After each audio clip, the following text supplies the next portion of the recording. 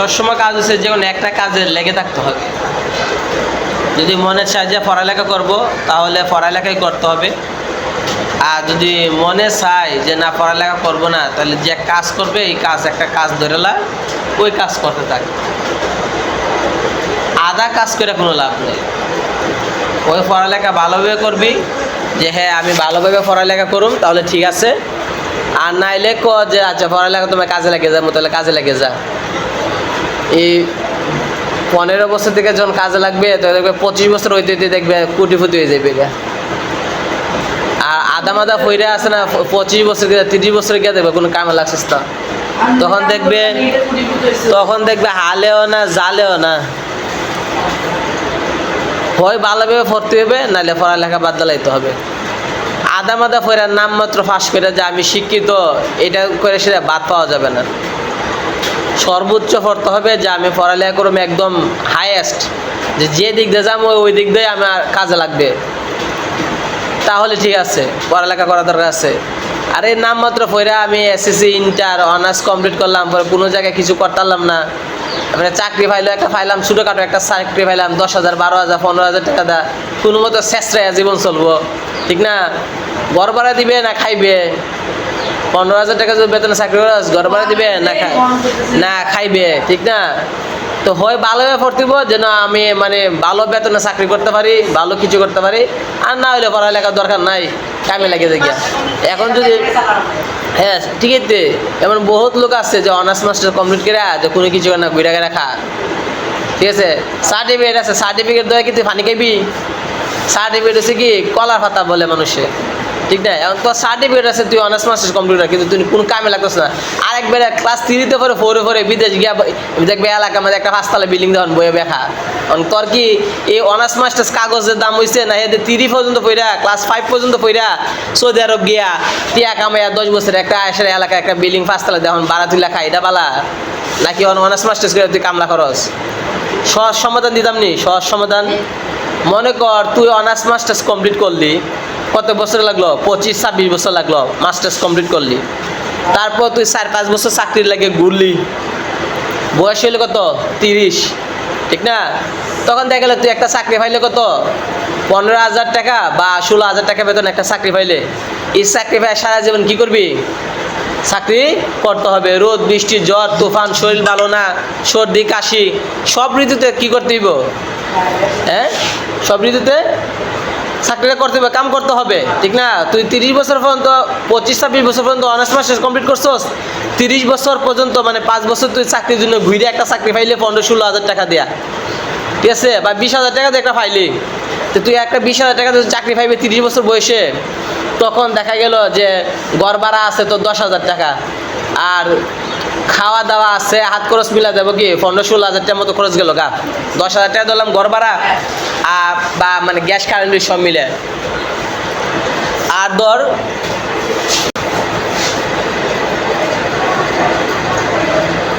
এই কারণে পড়ালেখা থেকে যে একটা সহজ সমাধান হচ্ছে, দেখ যে তুই 30 বছর পর্যন্ত তুই চাকরি করলে, 30 বছর বয়স একটা লইলে 16,000 টাকা দেয়া, দেখা যাবে থাকা খাওয়া বাসা ভাড়া মিলা দেখা যাবে যে 12-13,000 টাকা গেল গা। মাস শেষে তো থাকবো কত? 3-4,000 টাকা কি থাকবো?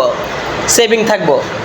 আর এর চেয়েওয়ালা দেখ 20 বছর বয়সে যাই গিয়া সৌদি আরব, দুবাই, ওমান যে কোনো দেশে যাই গিয়া 10 বছরে এক টানা খাইটা কি করবে? এলাকাতে এসে একটা 5 তলা বিল্ডিং তুললে, আর 30 বছর বয়সে রিল্যাক্সে ঘুরবে গাড়বে খাইবে, একটা মোটরসাইকেল কিনবে আর 5 তলা ভাড়া তুললে খাইবি। এটা বলা না রে, তুই ভালো করে বুঝে দেখ। 30 বছর বয়সে তুই আমার কথা বুঝ, 30 বছর বয়সে তুই চাকরিটা লইলে মানে 25-26 বছর জায়গা তো তুই মানে পড়াশোনা করতে, মাস্টার্স কমপ্লিট করতে, আর 4-5 বছর লাগে তুই কি করলি? চাকরি খুঁজলে, পাইলে তুই 16-17,000 টাকা বেতনে মনে করতে সরকারি চাকরি পাইলে, সরকারি চাকরি মনে কর তুই 18,000 টাকাটা পাইলি। তো 18,000 টাকা সরকারি চাকরি পাইলে তোর থাকা খাওয়া আছে না, খরচ আছে না? আছে না? ঘর ভাড়া, থাকা খাওয়া, গ্যাস কারেন্ট বিল, হাত খরচ, গাড়ি ভাড়া আছে, এগুলো মিলে ধর 15,000 টাকা গেল গা। আর 3,000 টাকা কি থাকবো তোর? মাসে জমাইবি। তো 30 বছর বয়সে যখন তুই চাকরিটা লইবি, তুই কত বছর পর্যন্ত? 60 বছর পর্যন্ত তুই চাকরিটা করবি। আজকে বৃষ্টি আইতেছে, তুই কি যাইবি না কাজে? কারণ চাকরি না গেলে চাকরি থাকতো না।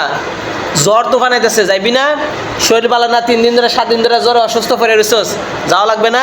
ছুটি কতদিন নিবে? 1 মাস ছুটি নেবে অফিসে গিয়া?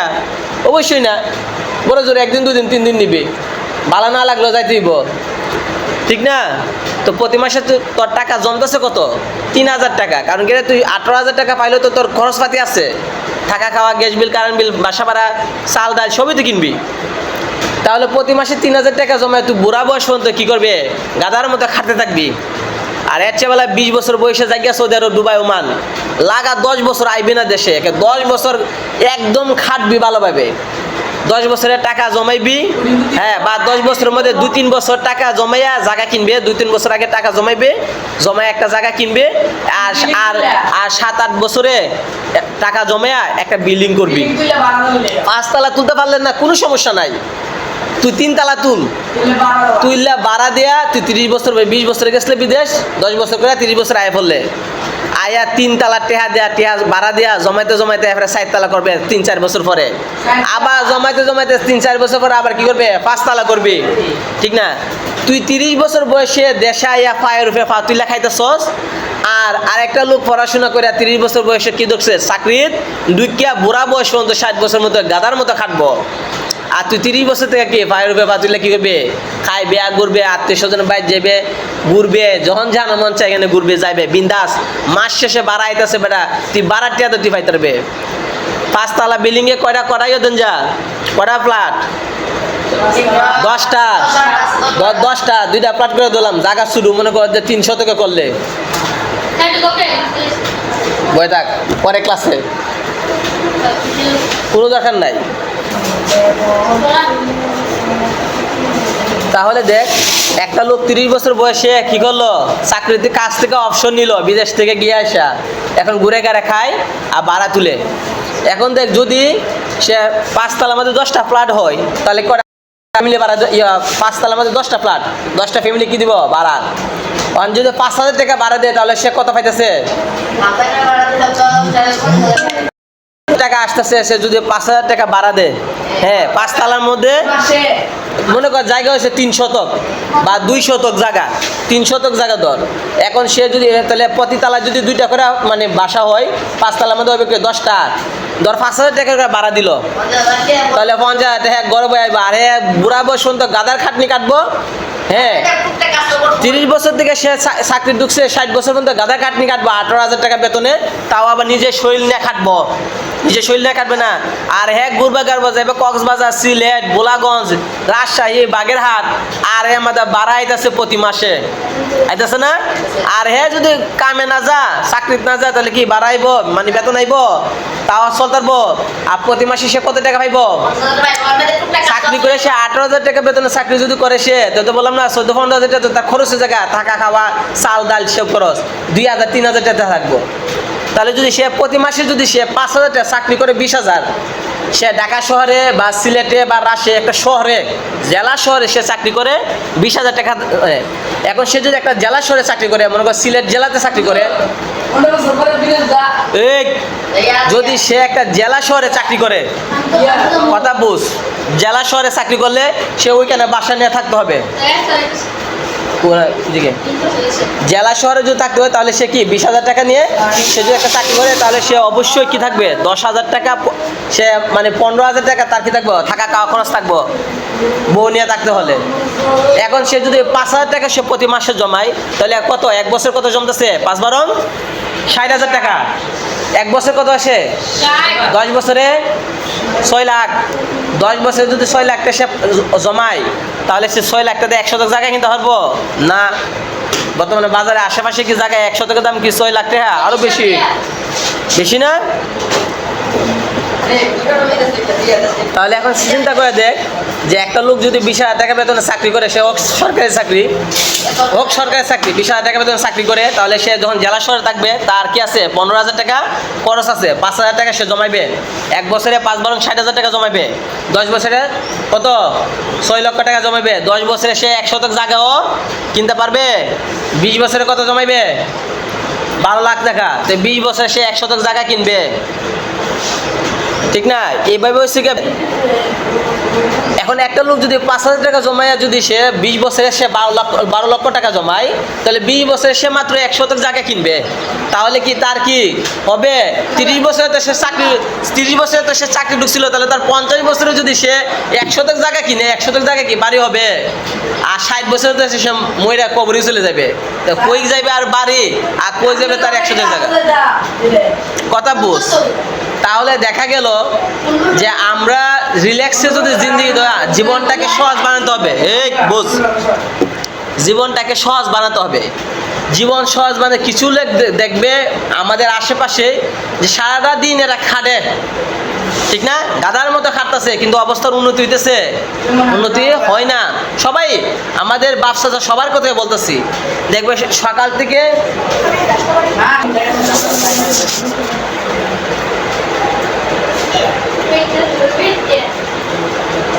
খেয়াল করে দেখবে যে আমরা বাপ চাচারা দেখবে সকাল থেকে সন্ধ্যা পর্যন্ত খাটতেছে, কিন্তু অবস্থার কি হয় না? উন্নতি হয় না। এটাকে বলা হয় তোর মানি ম্যানেজমেন্ট বলতে হয়। এই এদিকে দেখ, এদিকে খেয়াল কর। মানি ম্যানেজমেন্ট শিখতে হবে। মানি ম্যানেজমেন্ট কি? যে টাকাটাকে কাজে লাগাতে হবে, জীবনটাকে এফেক্টিভ বানাতে হবে, এমনভাবে বানাতে হবে যেন আমি কাম না করলেও টাকা আসে, ঠিক না? তোর আব্বা যদি আসে কামে না যায় তাহলে টাকা আইব? আইতো না। আমার বাপে যদি না যাইব, তোর বাপে যদি আসে চাকরি না যাইব রে, আইতো না। তোর বাপে না গেলে আইব? আইতো না। তাহলে দেখা গেল কামে গেলে টাকা আসে, কামে না গেলে আসে না। এখন আমি 10 দিন অসুস্থ হয়ে পড়ে রইলাম, তাহলে কি টাকা আসবে? আমি 10 দিন অসুস্থ হয়ে পড়ে রইলাম, তাহলে কি আমার টাকা আসবে? আসবে না, ঠিক কি না? আজকে ভালো লাগতেছে না, কামে যাইতাম না, তাহলে কি হবে? হবে না। তাহলে এমন একটা মানি ম্যানেজমেন্ট করতে হবে আমাদেরকে, হ্যাঁ, এখন থেকে, যে তোরা তো এখন ছুটো, ঠিক না? তোরা তো এখন কামে গেছিস না, ঢুকবে না, ভবিষ্যতে কামে ঢুকবি, ঠিক না? মানে তোরা তো বয়স এখন কত? 13-14 বছর, 15 বছর। আচ্ছা ধরলাম 15 বছর, ধরলাম 15 প্লাস হয়ে গেছে। এখনো তো কামে যাইবি। খেয়াল করে দেখ, এখন থেকে এমন একটা কাজ করতে হবে, এখন থেকে মাথার মধ্যে এমন একটা বুদ্ধি রাখতে হবে যেন আমি যখন কামে ঢুকবো, কাজে যখন আমি ঢুকবো, তখন যেন আমাকে যে 10 বছর কাজ করার পর যেন আমাকে আর কাজ করতে না হয়, এমন চিন্তা নিয়ে কাজ করতে হবে। আমাদের বাবা মা শিখাবে না, আত্মীয় স্বজন, স্কুল কলেজ কেউ শিখাবে না। শিখাবে কি জানোস নি? গরুটার মতো খাটবি সকাল থেকে সন্ধ্যা পর্যন্ত। বাপ মাও খুশি, স্যাররাও খুশি, আত্মীয় স্বজনও খুশি, ছেলে মেয়েও খুশি। আব্বা খাটতে পারে, সকালবেলা যা রাত 10টা বাজে কাম করিয়া। আমার আব্বার মতো পরিশ্রমী লোক আর আছে? গাদাও তো পরিশ্রমী, তা আব্বা তো গাদার মতো হয়ে গেল, ঠিক না? দেখবে সবাই বলে যে আমরা তো যারা গ্রামগঞ্জে আছি, কাজ করলে দেখা যায় বলে কি, হ্যাঁ ঠিক আছে কাজ করতে পারে, খেতে গেলে খেতে কাজটা সাইরে আসে, ঠিক না? সকালবেলা ভোরে খেতে যা, দুপুরে আগে খেতে কাজ সাইরে আসা পড়ে, ঠিক না? তো আমাদের প্রশ্ন হইল যে আমরা কি দুনিয়াতে এবার খাটবার জন্যই কি, মানে সারা জীবন খাটবার লাগে এলো? একজন যে লোকটা আছে খাটতে পারে, পরিশ্রম করতে পারে, 5 বছর পর তো সে নাও করতে পারে। একটা অসুস্থ হয়ে গেল, তখন দেখা গেলো কাম নাও করতে পারে। আজ একটা রিক্সাওয়ালা, সে সকালবেলা বের হইলে রাত 10টা পর্যন্ত রিক্সা চালাইতে পারে, জোয়ানকালে শরীরে শক্তি আছে। এখন যখন তার বয়স ধীরে ধীরে বাড়বে, অথবা দেখা গেল যে 5 বছর পরে তার একটা অসুখ দেখা দিল, হ্যাঁ, তখন কি সে কি আগের মতো কি সকাল থেকে সন্ধ্যা মতো কাজ করতে পারবে? তাহলে কি টাকা আসবে? আসবে না। তো আমাদেরকে উচিত মানে কাজে লাগার আগে মানি ম্যানেজমেন্ট শিখা। 40 বছরের একজন লোকরে যদি এখন মানি ম্যানেজমেন্ট শিখাস, সে বলবে বাবা রে আমার এটা দ্বারা হইতো না, ঠিক না? 50 বছরের একটা লোকরে যদি শিখা যে আপনি এইভাবে টাকা সেভ করবেন, এইভাবে টাকা ইনকাম করে একটা বিল্ডিং দিবেন, ইনকাম করবেন, সে কবে আমার জীবনটা গেছে আর আছে কই বছর, ঠিক না? তাহলে শিখাই দিব কাকে? যারা এখনো কাজে ঢুকে নাই, 10 বছর থেকে 20 বছর বয়সী লোক যারা আছে, তাদেরকে শিখাইতে হইব যে কিভাবে টাকা ইনকাম করতে হয় এবং টাকাটাকে সঠিকভাবে প্রয়োগ করে 10 বছর কাম করার পর আর যাতে কোনো কাজ করতে না হয়, ঠিক না? যারা বিদেশ থাকে দেখবে, আমরা ব্যবসা যারা বিদেশ থাকে, আত্মীয় স্বজন দেখবে জোয়ানকালে যা বুড়া বয়সে ফিরে আসে, ঠিক না? এরা ওই বিদেশি জীবন পার করলা পোলাহান শুরু থেকে বড় এরা কইতে পারে না, ঠিক কিনা? যার কারণে দেখা যায় বলতে পারে না, এটা একটা কষ্টকর বিষয়। অনেক মানুষে দেখা যায় 50-60 বছর পর্যন্ত কি বিদেশে থাকে, যখন সে আর বিদেশ পারে না, অসুস্থ হয়ে জায়গা, তখন দেশে একেবারে আয়া পড়ে, বলে কি তা যে আমরা তো কি আমি তো অসুস্থ হয়ে গেছি গা, এখন ডায়াবেটিস জন্ডিস সেই সে দেখা দিছে, এখন আমি বিদেশ কাম করতে নেই লিখে একেবারে আয় পড়ছি। সুস্থ থাকলে কি আইলো? তাহলে দেখা যায় বুড়া বয়স পর্যন্ত সে কি করে কাম করে, এ দুনিয়ার কোনো কিছু হইলো নাকি? গ্রামের এ যে নিজের গ্রাম এলাকা মানুষ সম্পর্কের সাথে আত্মীয় স্বজন বন্ধু বান্ধব পাড়া প্রতিবেশীদের সাথে দেখা হয়, বছরে একবার দেখা হয় না? তে জীবনটা তো এমনি গেল গা, বাপ মা ভাই বোন বউ ফুলাফান আত্মীয় স্বজন সব সাইরা কি রাখলো বিদেশ করে রাখলো, কি জন্য? টাকার জন্য। এখন বুড়া বয়সে যখন সে ফিরে আসে দেশে, তখন সে কি ওই আগের আমেজ থাকে, জোয়ানকালের আমেজ থাকে না? থাকে না, তখন সে একটা বোঝা হয়ে যায়। আর আমরা যদি এমন করি যে সেটা আমরা বিদেশি গেলাম, 20 বছর বয়সে বিদেশ গেলাম, 10 বছর কাম করে এমন পজিশন নিয়ে আসলাম যেন 30 বছর থেকে বাকি 30 বছর আর কোনো কাম করা না লাগে, করা যায় না? করা যায়, ঠিক আছে? কিভাবে করা যায়? এটার জন্য মানি ম্যানেজমেন্ট করতে হবে। কেউ বিদেশ গিয়ে দেশে 50,000 টাকা পাঠায়, কেউ বিদেশ গিয়ে দেশে 1 লক্ষ টাকা পাঠায়।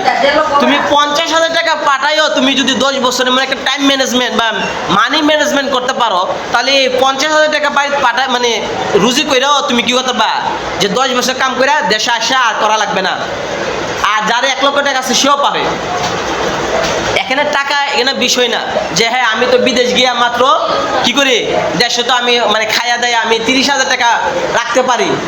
30,000 টাকা রাখলো বিদেশ গিয়া, তো সে যদি 10 বছর পরিশ্রম করে বিদেশ, তাহলে সে কি করতে পারবে, মানে 10 বছর কাম করে দেশে আসার পরে সে কি করতে পারবে, আর কাজ করা লাগবে না। মনে রাখবে আমাদেরকে শিখতে হবে এগুলো, আমাদেরকে মানি ম্যানেজমেন্ট শিখায় না।